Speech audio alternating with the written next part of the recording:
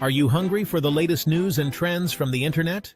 Welcome to What's Cooking on the Internet, your one-stop shop for discovering the hottest digital delights. Hit that subscribe button and let's get cooking. Is Disney's latest move a sign of a shift to the right? Drop a comment with what you think as we navigate the complex world of pop culture, media, and ethics. It's hard not to wonder, what's behind Disney's recent decisions? The company has added an explicitly Christian character to Pixar's new series Win or Lose. Just months after nixing a transgender character's storyline from the same show, is this a deliberate attempt to appease conservative critics, or just business as usual? Let's take a closer look. Pixar's series, which debuted on Disney Plus at the end of February, follows a team of preteen softball players, with each episode focusing on a different character.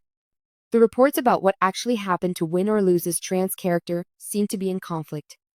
In December, The Hollywood Reporter reported that Disney characterized the changes as simply removing a few lines of dialogue that referenced gender identity from one character's storyline. But as Deadline reported, Pixar had explicitly sought a trans voice actress to play the role, and she later described herself as very disheartened by the change. Some media reports have been oversimplistically juxtaposing the two decisions, either lamenting or celebrating the Christian character as a repudiation of the trans one, when of course, there can be overlap between religion and gender identity, and the Christianity portrayed in the show doesn't take a position on the issue. Yet in a larger context, there are some grounds for questioning the company's motives.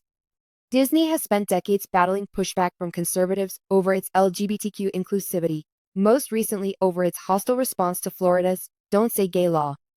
The feud resulted in backlash on all sides, both for Florida and for then Disney CEO Bob Chapek, who was subsequently given the boot in favor of his predecessor, Bob Iger. Iger's second tenure over the company has been markedly less progressive. In November 2024, the Disney Channel pulled an episode of the Marvelverse show Moon Girl and Devil Dinosaur that featured a trans character, and this week, Disney Plus canceled Tiana, a series sequel to animated film The Princess and the Frog, even though it had been underway since 2020.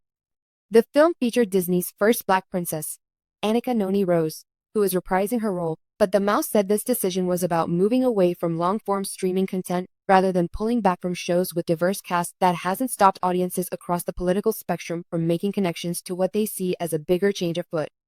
One frustrated fan described the cancellation of Tiana as pure anti-blackness. Openly gay out, openly Christian in, was how another Twitter user framed Win or Lose, yet another cheered the removal of the trans character and the portrayal of the Christian character as what winning looks like.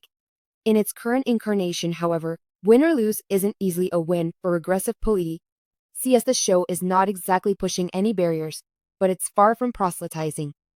The first episode shows a kid, Lori, praying out loud to Heavenly Father as she waits for her turn to bat.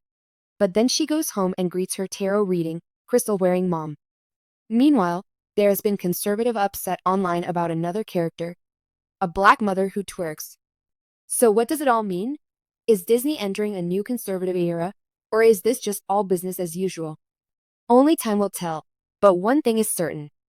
The company's recent decisions have left fans and critics alike scratching their heads.